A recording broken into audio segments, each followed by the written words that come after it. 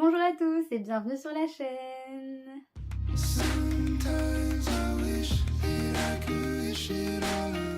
On se retrouve aujourd'hui pour vous parler de mes lectures du mois de janvier.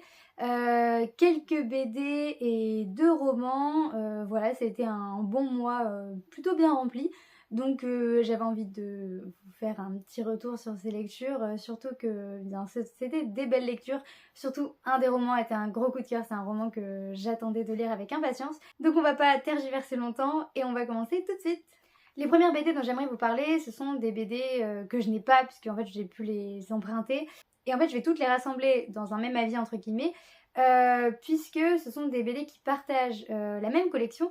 Il y a la BD d'abord à l'unisson, donc de Delphine Cuvillier et de David. Il y a la BD L'évidence de Damien Cuvillier, Dominique Zeil et Anne-Claire Giraudet. La BD Le monstre au violon de Olivier Suppiot et Richard Petit-Cygne. Et la BD L'onde de Léa Mazet et Frédéric Maupomé. Ce sont des BD publiées chez les éditions La Gouttière. Et c'est une collection qui consiste en fait en des bandes dessinées muettes, donc il n'y a pas du tout de dialogue. Et c'est surtout des bandes dessinées qui sont basées sur des symphonies, sur des musiques qui permettent de guider le récit qui est raconté dans chacune des bandes dessinées. Pour la première, à l'unisson, je ne vais pas vraiment vous faire un résumé, mais je peux vous dire qu'on est emporté dans une belle histoire avec de très belles couleurs.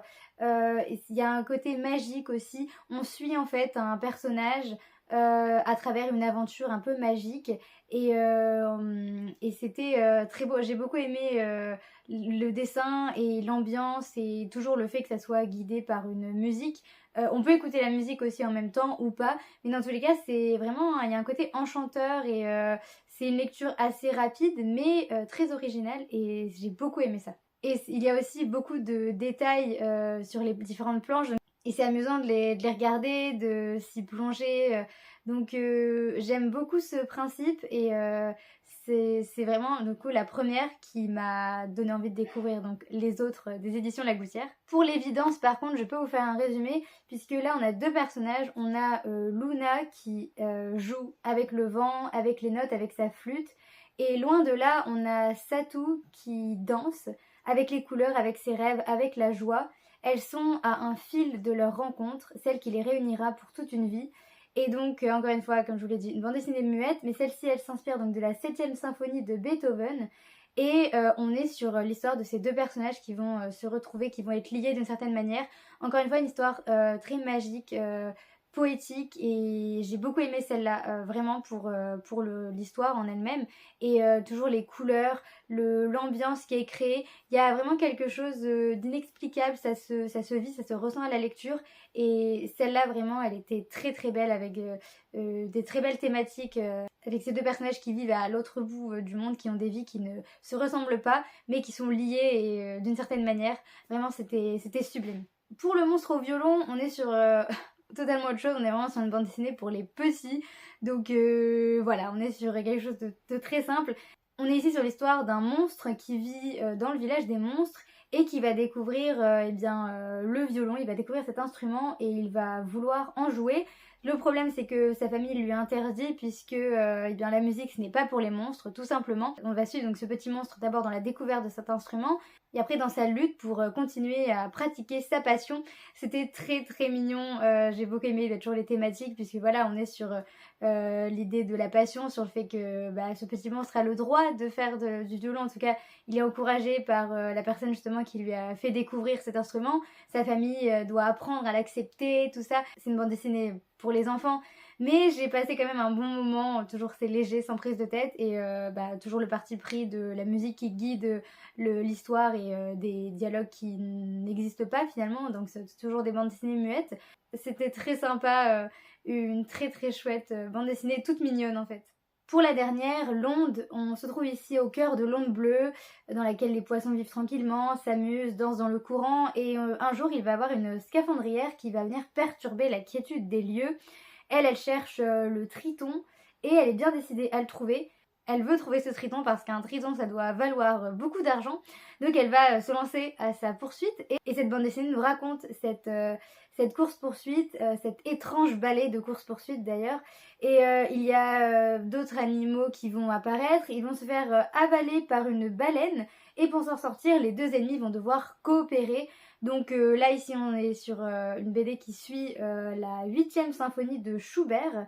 J'ai beaucoup aimé encore une fois les dessins notamment avec ces couleurs qui nous plongent vraiment dans l'eau en fait, c'était magnifique. Toujours une ambiance très poétique, magique, on est sur quelque chose de très envoûtant et de très prenant, très fluide en même temps parce qu'on suit cette histoire. Voilà, j'ai vraiment passé un très bon moment et j'ai beaucoup aimé l'intrigue. Donc à nouveau une très belle histoire. Voilà, j'ai un peu le même avis sur chacune de ces bandes dessinées des éditions La Gouttière, mais elles sont toutes différentes, même si le principe reste le même, et je dois avouer que je suis très très fan. Ensuite, on reste dans la bande dessinée, mais on change totalement d'univers, puisque j'ai lu donc Brume, le tome 1, qui s'appelle Le Réveil du Dragon, donc c'est de Jérôme Pellissier et de Karine Hinder. Et j'avais très envie de lire cette saga depuis très longtemps, en tout cas le premier tome. J'avais vu une exposition au festival de la BD d'Amiens, bref, ça m'avait donné très envie. Et waouh, c'était vraiment génial, je ne m'attendais pas à aimer autant et en fait j'ai vraiment adoré. Donc ici, on va suivre l'histoire de Brume, tout simplement, qui est une apprentie sorcière. En tout cas, elle vit dans un petit village, elle a été recueillie dans la forêt par un père aimant. Et donc c'est une petite fille espiègle qui ne rêve que donc d'une seule chose, devenir sorcière. Et tout va basculer le jour où son père adoptif va lui dévoiler un ouvrage secret qui entoure sa naissance, qui est donc un grimoire de magie. À ce moment-là, Brume va se demander si finalement elle n'est pas une véritable sorcière, elle va en être persuadée, ça va la motiver encore plus dans cette voie finalement. Et donc elle va se mettre en tête d'ouvrir sa propre échoppe de sorcière. Elle va rencontrer un petit cochon prénommé Hubert qu'elle va adopter comme assistant. Elle va se balader avec son petit chaudron. Et elle va se lier d'amitié avec Hugo qui est un petit garçon qui est ravi de l'aider dans cette entreprise exaltante. Mais finalement, eh bien, Brume ne semble pas avoir les aptitudes d'une véritable sorcière. Ses sorts ne produisent aucun effet, tout ce qu'elle tente, eh bien, ça ne marche pas tout simplement. Et sa première potion plonge le village où elle habite dans un épais brouillard, ce qui n'était pas du tout eh bien, l'effet recherché. Sauf qu'à ce moment-là, Brume ne pense pas du tout qu'elle est responsable. Elle pense justement que ce brouillard a été créé par une créature qu'elle va vouloir vaincre. Et en effet, il y a bien un dragon dans la forêt interdite, un dragon légendaire. Elle le tient donc pour responsable et elle va se mettre en tête encore une fois bien de le vaincre avec Hugo et son petit cochon Hubert, et elle va nous embarquer nous aussi dans cette aventure, cette petite aventure qui va se révéler pleine de surprises et de rebondissements. Et j'ai tout simplement adoré, vraiment c'était excellent, j'ai beaucoup aimé l'humour, il y a beaucoup d'humour, mais ça reste aussi sérieux en même temps, c'est très pétillant avec cette héroïne vraiment attachante qui oui ne se remet pas vraiment en question, qui est persuadée à tout prix d'être une sorcière et c'est amusant à lire vraiment et en fait c'est aussi un peu des gags avec le dragon tout ça, enfin les choses se passent d'une certaine manière et c'est si drôle parce qu'au final c'est un peu Hubert le vrai héros de l'histoire, le vrai protagoniste. Enfin je vous laisse découvrir ça en lisant la BD, mais ce premier tome était vraiment génial, j'ai tout aimé, même les couleurs, l'ambiance, il y a un côté très vivant, très léger aussi, mais très mignon et très touchant. J'aime beaucoup déjà ce début, donc j'ai très envie de lire la suite puisque ça annonce bien pas mal de belles choses. En tout cas j'ai hâte de voir ce que peut nous réserver l'histoire de Brume. Je suis très curieuse, donc je vous recommande vraiment cette bande dessinée, elle ne m'a pas déçue. Encore un coup de cœur BD sur une bande dessinée que j'avais encore une fois très envie de lire, qui me faisait de l'œil. Et waouh, c'était vraiment incroyable. Déjà l'objet livre est magnifique parce que c'est une grosse bande dessinée avec des dessins en noir et blanc, ce qui est original, mais j'ai beaucoup aimé le parti pris.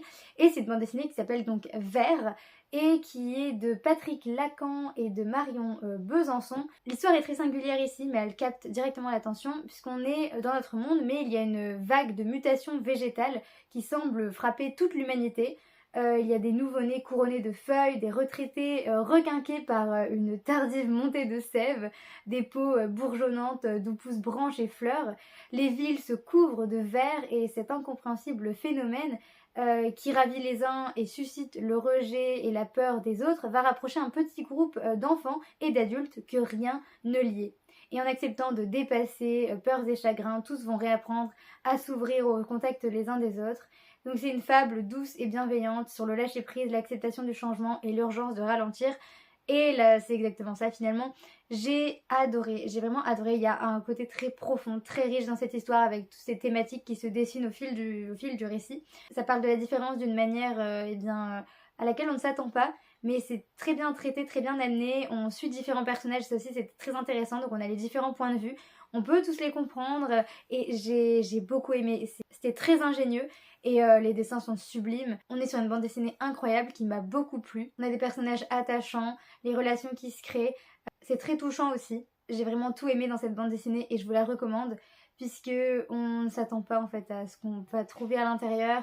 J'ai été agréablement surprise, j'ai été emportée par cette histoire. Il y a vraiment quelque chose de captivant, de magique, oui, de fantastique avec ces plantes qui poussent, mais ça crée une ambiance à la fois étrange et finalement agréable, très douce. Et ça se passe de mots, j'ai trouvé ça, c'était très intense, très fort et très beau. On passe aux 2 romans et surtout à mon plus gros coup de cœur du mois.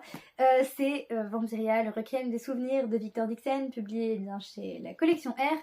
Et c'est le dernier tome de la saga Vampiria. Vampiria, je vous en ai déjà parlé. Si vous avez déjà vu mes autres vidéos, vous savez ce que c'est. C'est cette saga-là, avec ce premier tome, la Vampiria, la Cour des Ténèbres. Il y a 3 tomes donc, de Vampiria. Après, il y a Vampiria America. C'est dans le même univers, c'est d'autres personnages. Enfin bref, c'est un univers extrêmement riche et complet. Et Victor Dixon a sorti le dernier tome. Je l'attendais avec beaucoup d'impatience. Et waouh, je n'en suis pas ressortie indemne. C'était un final exceptionnel, un final magistral, je peux vous le dire. Et donc je vais pas vous spoiler ce tome, mais pour remettre un peu le contexte, on est en fait dans notre monde, mais ce qui s'est passé c'est que en 1715 le roi Louis XIV n'est pas mort mais il a été transmuté en vampire et depuis il règne un despote absolu sur le monde, sur la Magna Vampiria. Et on a notre héroïne Jeanne qui va avoir pour mission, et comme envie profonde surtout, de mettre un terme à ce règne, de tuer le roi, de se débarrasser des vampires. Bref, c'est une grande aventure dans laquelle elle s'est embarquée depuis le premier tome. Elle devient notamment proche du roi puisqu'elle devient son écuyère. Dans ce dernier tome, c'est l'affrontement final. C'est la lumière contre les ténèbres puisque les ténèbres prennent de plus en plus de place. On a un côté magique très fort puisque les ténèbres qui se développent autour des vampires, et il n'y a pas que le vampire mais il y a aussi des créatures très sombres, etc. Et bien tout va être renforcé au fil des pages, au fil du récit. En fait, c'est les ténèbres qui prennent de plus en plus de place. Et donc, il y a ce côté course contre la montre, puisqu'il faut arrêter le roi avant que tout empire encore plus. Jeanne a une nouvelle mission, elle sait comment l'arrêter, en tout cas elle a une idée. Donc elle va s'embarquer dans une quête, on va la suivre, on va retrouver d'autres personnages. Et ça c'était génial, j'ai adoré, puisque tous les personnages sont attachants. Et puis c'est très sympa de suivre Jeanne dans ses retrouvailles. Il y a un peu d'amour aussi, donc beaucoup d'amitié, beaucoup d'action surtout, et c'est une ambiance très particulière parce qu'on est sur un récit vraiment vraiment sombre, sanglant, avec des créatures en tout genre, mais beaucoup de rebondissements, de péripéties. C'est un livre qu'on n'arrive pas à lâcher, on est emporté dans ce rythme vraiment effréné, palpitant et beaucoup de suspense. C'est un livre qui tient en haleine pour tout ce qu'il dégage. Et ce que j'ai aussi aimé avec ce tome, c'est qu'on a des réponses aux questions qu'on pouvait se poser. On a vraiment un final en fait, un dernier tome, même si la fin peut être un peu ouverte quand même. On est sur le combat final et je l'ai trouvé mais très très bien mené, très bien construit, avec tout ce qu'on a toujours aimé dans les autres tomes. Donc il est à la hauteur, toujours le côté magique, les combats, l'atmosphère, bref, je suis fan. Je suis fan de cette saga qui est assez originale, il faut le dire, parce que c'est une uchronie fantastique. Et je suis envoûtée par la plume de Victor Dixon, par tout ce qu'il a créé, son imagination débordante. C'était très prenant. Et je vous recommande ce tome et même cette saga si vous ne l'avez pas lu. En tout cas, il faut que l'idée plaise puisque c'est quand même assez particulier. Mais c'était un coup de cœur et je suis très contente, même si ça fait du mal, évidemment, d'avoir terminé cette saga. Le dernier livre et donc le dernier roman, ça n'a absolument rien à voir. On change d'univers du tout au tout puisque c'est un livre de Virginie Grimaldi, donc c'est Les Possibles, publié chez Le Livre de Poche. Virginie Grimaldi avait fait une vidéo pour vous parler d'elle. C'est une autrice qui a beaucoup de livres à son actif, que j'aime beaucoup, qui écrit des livres considérés comme feel good, même si ce n'est pas que des feel good, mais c'est un peu plutôt des livres entre guillemets considérés comme littérature pour les adultes, enfin voilà, c'est pas du young adulte. Mais j'aime beaucoup ces livres, je les adore. elle est incroyable cette autrice. De toute façon je vais vous expliquer ce que j'aime parce que j'ai encore retrouvé la recette de Virginie Grimaldi que j'aime retrouver dans ses livres. Mais donc d'abord le résumé ici. On est donc sur l'histoire de Juliane. Juliane qui n'aime pas les surprises. Donc quand son père fantasque vient s'installer chez elle à la suite de l'incendie de sa maison, son quotidien parfaitement huilé connaît eh bien, quelques turbulences. Puisque Jean, son père, dépense sa retraite au téléachat, il écoute du rock, il tapisse les murs de posters d'indiens, il égare ses affaires, il cherche son chemin. Juliane, elle veut croire que l'originalité de Jean s'est épanouie avec l'âge, mais elle doit se rendre à l'évidence, il déraille. Face au lendemain qui s'évapore, elle va apprendre à découvrir l'homme sous le costume de père, ses valeurs, ses failles et surtout ses rêves. Tant que la partie n'est pas finie, il est encore l'heure de tous les possibles. Et c'est une histoire bouleversante, très émouvante, très touchante. Virginie Grimaldi a ce don de nous emporter dans ses récits, avec sensibilité, avec humour. L'humour de Virginie Grimaldi, il ne s'explique pas, il se vit à travers ses livres, elle est extrêmement drôle. Les personnages ont des répliques toujours excellentes, elle trouve des formulations mais extrêmement drôles. J'adore j'adore cette caractéristique de sa plume, c'est tout simplement du génie, puisque ce sont parfois des dialogues que je ne pourrais pas imaginer moi-même, mais on rit, mais on ne fait pas que rire, évidemment. On peut verser une larme, on est touché, puisque on est sur des thématiques très fortes, comme à chaque fois. Ici, voilà, son père qui est malade, qui perd ses souvenirs, qui perd un peu la raison, et c'était traité de manière très juste, avec une héroïne qui évolue aussi dans sa manière de voir les choses. D'abord, il y a le déni, puis il y a l'acceptation, enfin, plusieurs phases aussi entre deux. Et il y a surtout cette fille qui retrouve son père, qui essaye de l'accepter. C'était beau, c'est tout simplement beau. C'est sublime, Virginie Grimaldi, c'est vraiment sublime. Je suis émerveillée par son talent, par cette histoire qui ne laisse pas indifférent. Et sa plume est exceptionnelle, il y a vraiment un côté poétique. Elle a une façon de d'écrire, de raconter les choses. C'est fluide, ça se lit, mais à une vitesse. Et on referme le livre chamboulé, puisque elle a mis tellement d'émotions dans son livre qu'on ne peut que les ressentir intensément. C'est ce qui s'est passé avec ce livre. Encore un chef-d'œuvre, encore un coup de cœur. Voilà, on va suivre le quotidien de Juliane et de son père, mais Juliane, elle a son fils, elle a son mari, donc son père arrive en plein milieu, c'est assez drôle, mais il y a aussi la relation avec sa mère, donc qui a divorcé avec Jean depuis longtemps, il y a sa sœur, il y a le rêve de Jean aussi, qu'elles vont essayer de réaliser. J'en en dis pas plus, mais c'est la vie, c'est humain, c'est sublime. Virginie Grimaldi, c'est une valeur sûre, et si ça vous tente, eh bien allez-y, les yeux fermés. Elle mérite le succès qu'elle a, et elle mérite même encore plus, elle est extrêmement douée. Voilà pour mes avis sur mes lectures de mois de janvier. J'espère que ça vous aura plu, que ça vous aura donné envie. Bon, c'était des avis assez courts, parce que voilà, j'ai pas forcément lu énormément de livres non plus, mais c'est déjà pas mal. Surtout les romans, je suis très contente, et puis les BD, ça fait toujours plaisir d'en lire par-ci par-là. N'hésitez pas à me dire en commentaire ce que vous avez lu en janvier. Si vous avez lu un des livres dont j'ai parlé, bien n'hésitez pas à me le dire aussi. Je serais ravie de discuter. Et sur ce, je vous dis à la prochaine dans une prochaine vidéo. Salut!